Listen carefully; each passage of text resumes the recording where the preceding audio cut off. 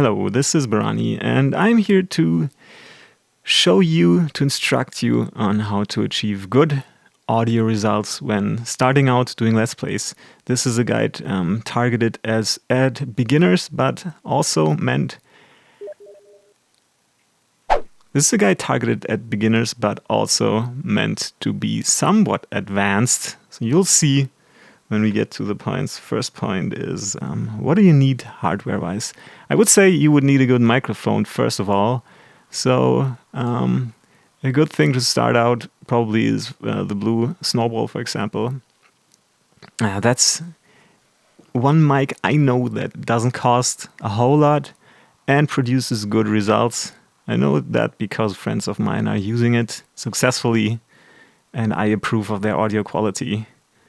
Next thing you need is a mic stand, because if you can't put that thing on a mic stand, where the hell would you put it and how the hell would it record anything without taking in the resonances of all the stuff that you put it on, that you place it on. You can't just dump it on your desk and be happy with it. So stuff like this stand for 20 bucks or this arm, which is actually really good if you're doing some casting or Let's Playing or whatever, podcasting or things like that on your desk. I think that works extremely well. I have something like that and it works pretty good. So yeah, if you don't want to spend the money but have these maybe infamous IKEA lamps sitting around somewhere in a drawer not being used, then you can put that in use and make it into a pretty great microphone stand, if you ask me. I have one of these lamps unused, and I think that's a good deal. Just have a look at that. So next thing you definitely need, is a pop filter. This will reduce or completely get rid of popping noises that will come if you put a lot of air pressure into the mic. You just heard a little popping noise. I can try to like accentuate that. Next thing you would need is software. You can get any type of screen recording or game recording software, whatever you want to use. It's up to you. That is not what this video is about. And then you can use Audacity for recording your voice. You should definitely record your voice on a separate recording software, first of all, because you reduce strain on the screen recording software. And you have full control over your audio track in Audacity. So we're gonna try that out, right? How I would go about it is exactly how I will show you how I will show you to do it. My English is pretty good today. Okay, so we start an audio recording. Just like that, you have to set up your inputs and whatnot. But that should be pretty self-explanatory with a USB mic and nothing else. So then you press record and you see your voice getting in there. And you can also see this is like minus 60 decibel, very quiet. And I can get more and more quiet. And then there's 0, which is a point that you do not want to go over. Otherwise, there will be clipping, there will be distortion, digital distortion that sounds terrible to everyone's ears. So don't set up your mic in a way that it will go over 0 decibel.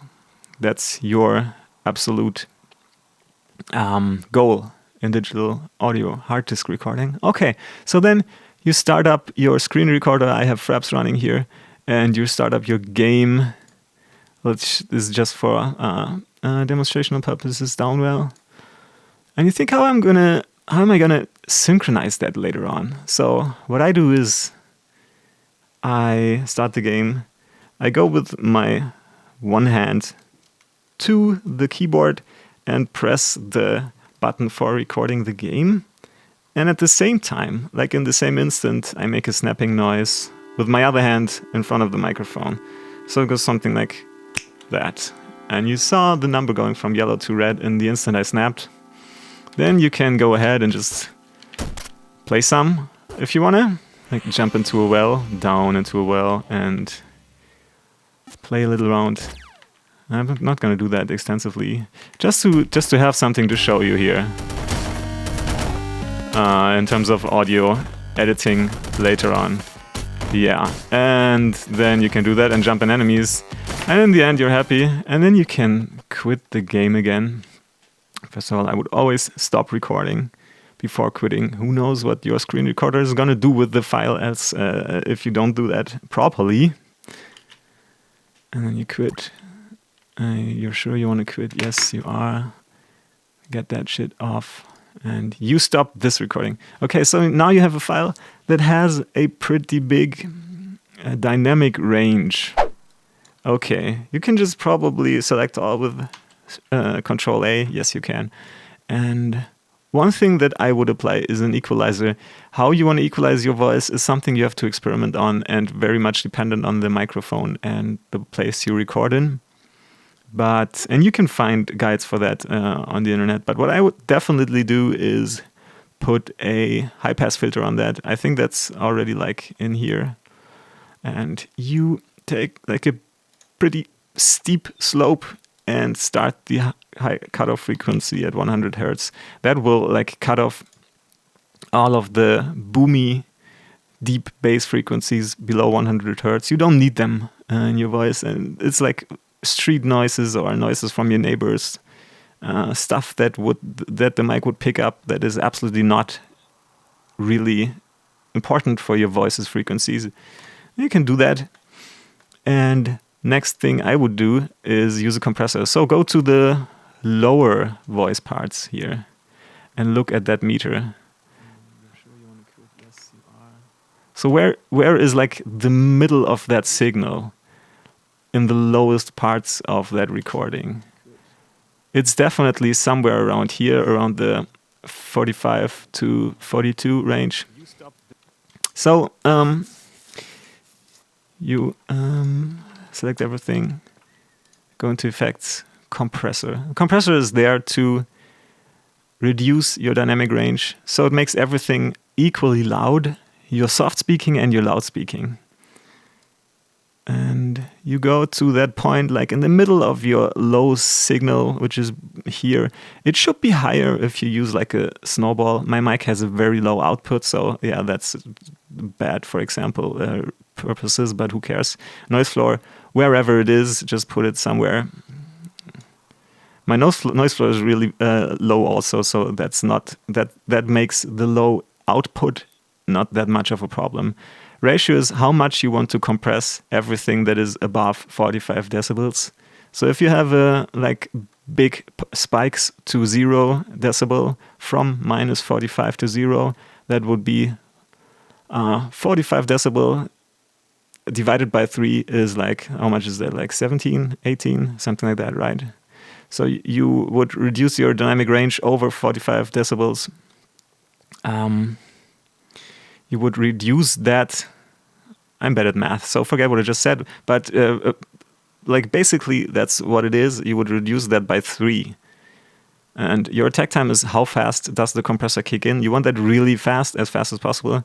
And how much time does he keep the signal ducked down? And that you want also very, very fast when you're doing voice, because you want the compressor to let go of the signal before you say the next word. So 1 second is like the lowest you can set it up here, and that's a good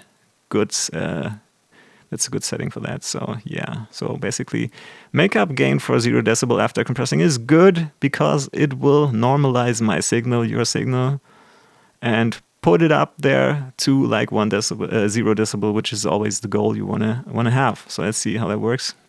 And it's a pretty nice even signal now, something like that. And you saw. Yeah, so, okay. Then you will have to go into that point where you snapped. It should be a very easy to see spike here. And just put that marker there. Zoom out again. And go ahead and delete everything before.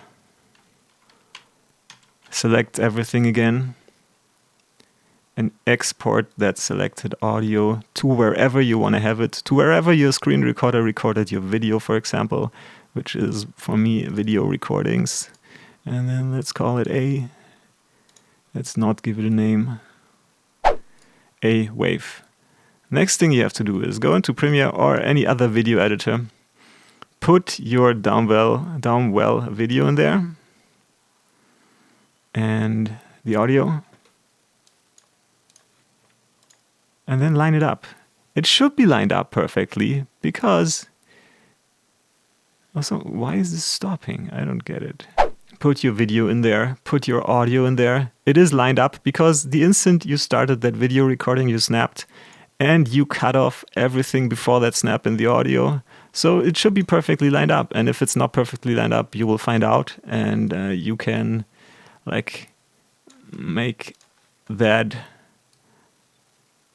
thing here very small and take that track and put it to the right or left in the millisecond range. So, okay. So then you have your audio here,